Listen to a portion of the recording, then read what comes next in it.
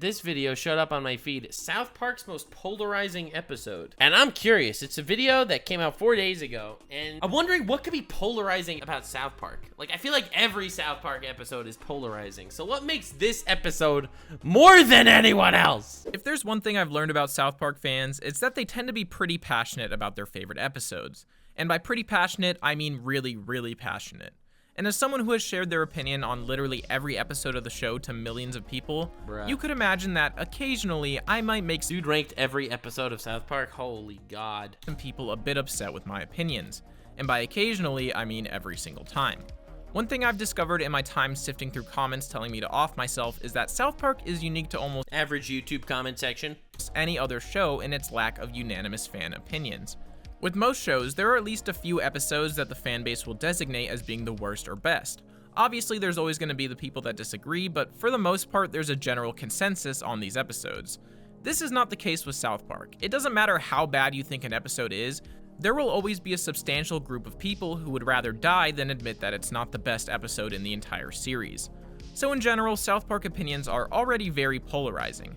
Despite this, the comments on my ranking video have made me aware that one particular episode still manages to stand out for just how incredibly polarizing it is. With this particular episode, I don't think I've ever seen a neutral opinion on it.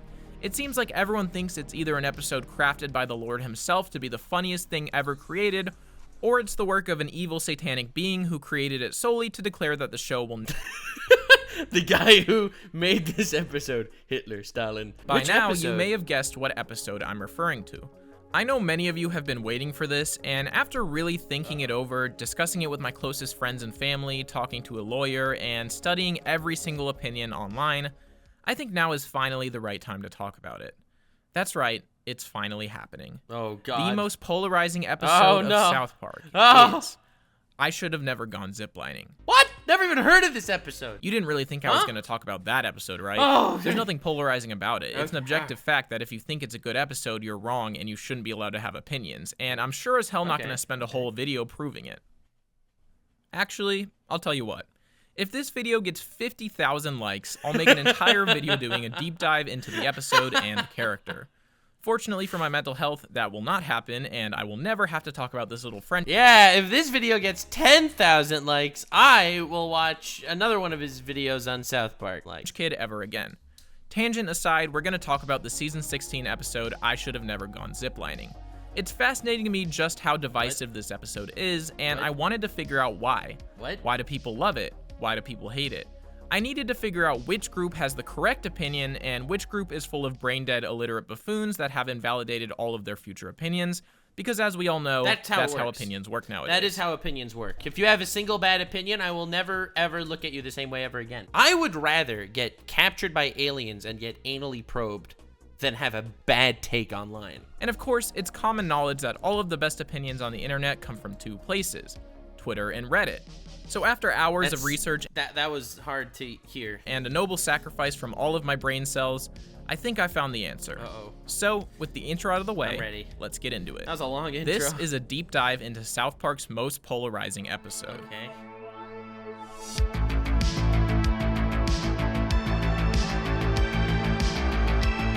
Let's start by breaking down what exactly happens in this episode. From the first few seconds, it's immediately clear that this is not your typical South Park episode. There's a dramatic montage of the boys seemingly in danger, along with a narrator describing their trip from hell. It ends with a title card and a disclaimer stating that it's a true story. Now, if you get what this is referencing, that greatly improves your odds of enjoying this episode. That's a 91 if not, hours well, thing? You may be out of luck. It's a parody of a show that ran from 2005 to 2012 on the Discovery Channel called I Shouldn't Be Alive. Basically, the show would tell the story of a person or group of people who got stuck in the wilderness and survived in some crazy situation. It recreated the scenarios with actors and included interviews with the survivors discussing what happened. It was a pretty entertaining show, assuming you enjoyed hearing stories about people fighting off bears and their best friends dying from hypothermia. That was a pretty good portion of the show. As a young child, I loved this show. I loved how dramatic it was and how certain survivors wouldn't be interviewed until also, there are some people in the world that if they died of hypothermia, I wouldn't even be sad. So honestly, that part's pretty relatable too. The very end, so you never knew if they made it out until the story was over. It was one of those shows that I'd watch if nothing good was on the kids' channels, like when Nickelodeon decided to play Fanboy and Chum Chum for hours on end. Yeah, even as a 10-year-old, I would rather watch people forced to amputate their own limbs than watch that show. I'd rather amputate my own limbs. And now as an adult, I think I'd rather amputate my own limbs than watch it. Damn, I ruined this man. I swooped in. I stole his entire thunder. But this episode fully leans into the parody, including the dramatic camera work, the interviews with the survivors, and they even got one of the actual narrators from the show to do the narration. 4 young boys in Colorado are on a trip from hell. We follow the boys as someone suggests that they go ziplining, and they decide to try it out. They're all in a great mood as they head to the facility, making fun of Kenny for having herpes, or sorry, a cold sore. When they arrive, they learn that they're going to be ziplining with a group of people, and their mood immediately shifts. The narrator then discusses the physiological responses their bodies have to dealing with a tour group, like how the brain has to work overtime to act nice and pretend to care about the other people. Things only get worse as they have to wait an extra 30 minutes for a late couple and force a smile once they arrive. Then comes the safety video, which is another 15 minutes of pure hell, followed by group members asking redundant questions about the video. Could we relatable. review the best ways to hold the rope again? It's like when you go to laser tag or whatever, and the laser tag instructor, now let me teach you the rules. There will be no running and no jumping when you're playing laser tag. Do not cover the sensors. Can you show us how to put the vest on again? Really? You're gonna make us all listen to it again because you couldn't understand? Really? Finally, they leave and the boys are excited to start ziplining, only to have their hope crushed when they realize that they have to take a 45-minute shuttle ride to the top of the mountain. His brain is already lacking excitement, and now just the word shuttle makes Kyle's brain fire neurons that bring Dude, it's like the over-dramatization, the entire experience. It's like, forget the actually lost in the wilderness stuff. It's all the cringe that's around, like, hiking trips. The hellish part of the trip is just the normal, boring parts of everyone else's trip. That's hilarious. can be. Along the way, they are forced to talk with the rest of the tour group, including a man who tells a riveting story about his life. He continuously repeats that he's making a long story short, despite the fact that he does not, in fact, make a long story short, as it continues for the entire ride. Well, my name's Pete Nichols, and this is my wife, Donna. And, make a long story short, you know, make a long story short, and that's when, you know, long story short, we just, Meanwhile, we get a look into the disaster brewing within Cartman's stomach, as the fast food he's consumed combines with the massive amounts of Mountain Dew he's drinking, creating a deadly gas. When they finally arrive at the first zipline, a member of the group asks about the biology of the trees in the area, further crushing the spirit of the boys. When Cartman finally rides the zipline, he relays to the rest of the boys that their biggest fear has come true. Oh, really? Yeah, dude, it's boring as shit. And as if it couldn't get any worse, When you go on this whole hike for a view, right? You're hiking for like 4 hours. You get to the point where you actually get a good view. Wow, I'm just looking at rocks. First, they realize that they have to wait for everyone else to ride the zipline as well. And then, the unthinkable happens. this is a zipline tour. We got 16 more to go. And it was like, wham! Not like you can go back, idiot.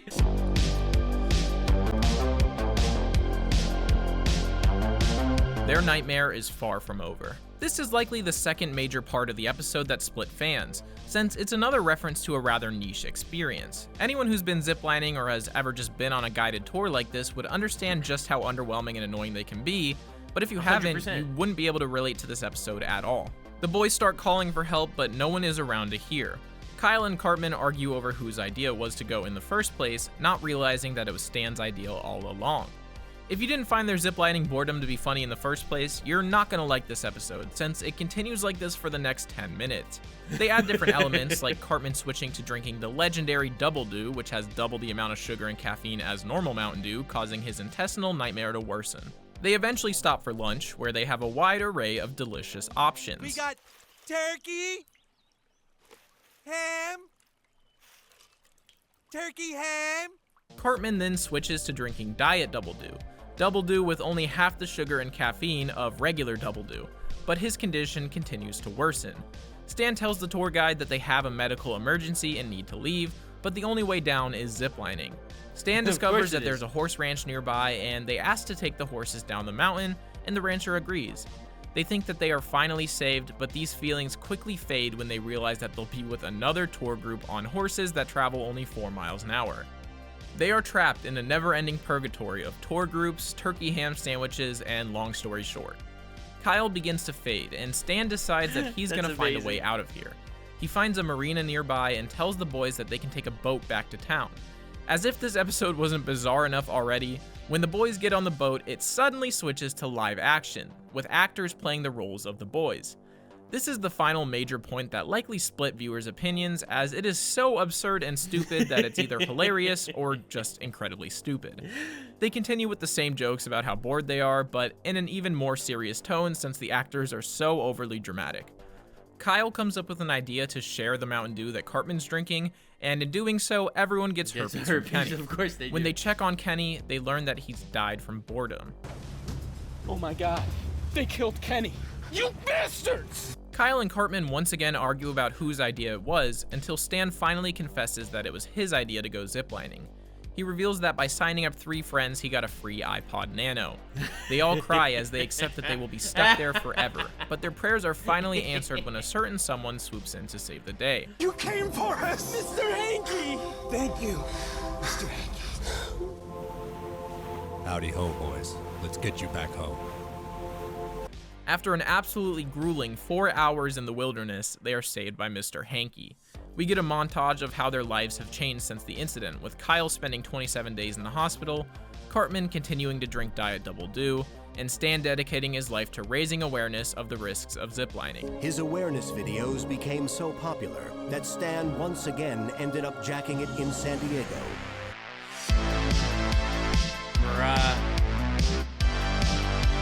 I don't know. I feel like that's just a typical wacky parody South Park shenanigan. So now that we fully understand what happens in this episode, I'm still a little lost on some parts, let's try to figure out why the public opinion is so split. Let's start with the obvious. This is one of the most unique episodes in the entire show. Yeah, people hate things that are different. I feel like, because here's the thing, if they didn't hate the thing that was different, they would do it again. Like, I know as a guy making content on YouTube, I could go out and make the most absurd and incredibly difficult video. I could just work my butt off making the most complicated and brilliant video of all time, making something so different and so out there and so insane and, in my opinion, ingenuitive. And everyone on the comments section will be constantly yelling about how they loved it and it's their favorite video ever, and it'll be the worst performing video out there just because it's not exactly what my audience was expecting. And I can give you an example of this. I'm gonna go to Bloom's YouTube channel and I'm gonna find one video that's not about South Park, and that's gonna be the worst video. Out of his last 8 videos, 7 of them were South Park. They're all, getting hundreds of thousands of views, except Mega Tsunamis Are Kinda Terrifying, which is a 40-minute deep dive, and it's 30,000 views. Ultimately, making videos that are niche and fit into the same exact niche where you keep doing the same thing over and over and over again, that is where you're gonna get your consistency from your audience. And I feel like that's what South Park the Mega Tsunami video sounds dope though. Yeah, but that's not the point. The point is, anytime you try anything different, it doesn't do as well. That's just basic psychology. Like, everyone keeps saying they want new things, but if you ever ask your audience, what video do you want me to make? Everyone will say, can you remake one of your popular videos? Experimental and bizarre, as it adheres so strictly to the format of the show that they're parodying. Obviously, they've done similar things in the past, but never quite to the extent of this one. Anytime a show dramatically changes its style, there's always going to be mixed opinions about it, and regardless of your opinion of the episode, it takes a lot of courage to take a risk and make an episode that switches it up as much as this one, and I think that's commendable. Kind of like the last video I made. Oh my god, dude! I'm literally stealing this guy's thunder! It's a comprehensive history of mega tsunamis and how scary they are, and I think it's a really good video you should check out. Sorry for the self-promo. But as we all know, people tend to not like change, and especially with a show like South Park that has had such a consistent formula for literal decades, you could imagine that a lot of people don't take kindly to such a sudden change. Another big factor in this divisiveness is the parody itself. As I previously mentioned, the entire episode is a parody of I Shouldn't Be Alive. Parody in South Park has a rocky history, with some of the best and worst episodes being direct parodies of something. The tricky thing about committing an entire episode to a parody is that they gotta know what they're parodying. Like, I can make a parody on something you never heard of and you will not appreciate it because you don't know what I am parodying. is that the humor can't just be referential. What I mean by that is it needs to be funny even if you don't get the references. Yeah. An episode that did this right is the Lord of the Rings episode, whose name is way too long. When I first watched this episode, Wait, right what's the name is of the the Lord of the Rings episode? episode, whose name is way The Return of the Fellowship of the Ring to the Two Towers. That's a great episode. too long. When I first watched this episode, I had never seen Lord of the Rings, but it was still one of my favorite episodes because it doesn't rely on references to be funny. If you have watched Lord of the Rings and get the references, it makes the episode even funnier. But if you haven't, I'm gonna watch that episode. then it's still a funny 10,000 likes on this video and I will watch the Lord of the Rings parody South Park thing. episode. It's also one of the most popular franchises in history, so Yeah. chances are you've seen it. This episode, on the other hand, parodies a somewhat niche show. And while it was still popular at the time, it's definitely no Lord of the Rings. If you have seen the show and watched this episode, you'd know that the parody is spot on, and that alone is probably enough to enjoy it. But if you haven't seen it, all the jokes that are referencing the show, things like the narrator repeatedly saying a trip from hell, the x-ray shots explaining what's happening to the body, the interviews, the updates on the survivors, and the overly dramatic music and camera work would be totally lost on you. These are some of the funniest parts of the episode, and if you don't get it, there's a pretty good chance you just find this episode boring. Obviously that's the point since they're so bored from ziplining, but it's only funny if you get that they put this boring, low-stakes situation into a format that's normally used for dramatic life or death situations. And that brings us to our next point, relatable humor. Relatable humor is very similar to parody in that if you don't relate, it's not funny. After watching a lot of South Park, there are times when it's obvious that Matt or Trey recently experienced something and decided to make an entire episode about it. Yeah. In this case, it's clear that one of them went ziplining, hated it, and decided to turn their experience into an episode. If you've been ziplining, or more generally on a guided excursion, you understand how relatable all of this is. Yeah, I know. I've done it. I've done tours and they're just like, and all these other people are like, they want to be your friends, and it's like, dude, I don't want to be your friend. I am here to look at Pompeii because I like the idea that this entire city was wiped out by a volcano. It was like this force of God that wiped out an entire, eradicated them. I want to see that town, okay? I want to see Pompeii. I do not care that your dog has a urinary tract infection, lady. Safety videos, the group members that won't stop talking, the overly enthusiastic guides, the free lunch, and just how disappointing everything is.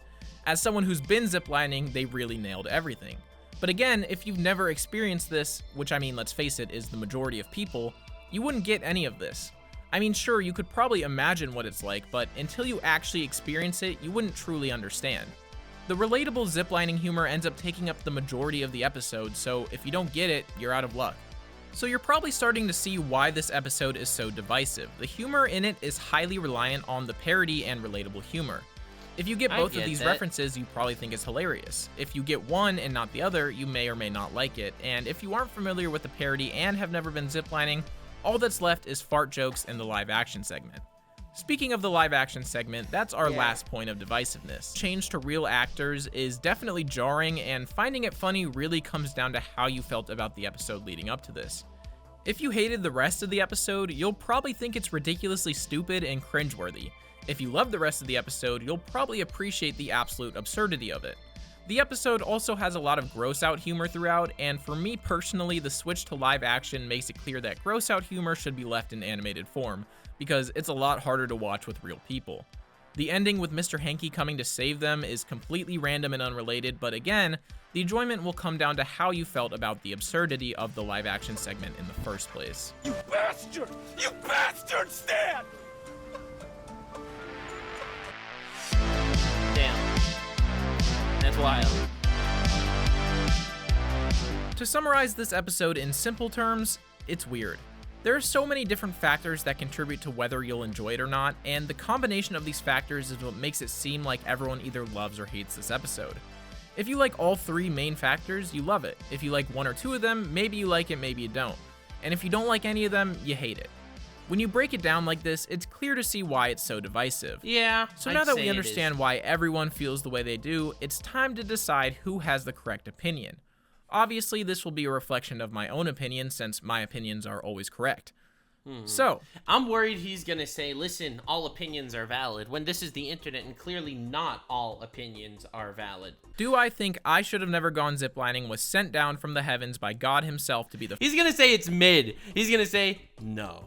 Do I think that it's the worst thing ever created? Also no. And have a balanced middle of the road take. Well, frankly, middle of the road takes are cringe. And as someone that generally has middle of the road takes, I welcome you to my family of cringe. funniest piece of media ever created? No. Or did it rise from the depths of hell to end comedy for all eternity? Well, to put an end to this debate forever, in my incredibly important and objectively true opinion, yeah, it's all right. There we Mid-tier go. Episode. There we go. The mid-tier. I told you. He's just gonna go mid-tier. Wow. Wow. This is the dude that doesn't want to vote for Hillary or for Trump. This out here centrist out here. Imagine not being able to pick a side, buddy. Well, Code Red, he's a fence sitter. Code Red, he's a fence sitter. That was a great video, though. Check out Blooms. That was a good one. And 10,000 likes, I'll watch another Blooms. Like, subscribe, and follow me on Twitch. Stay weird, fam.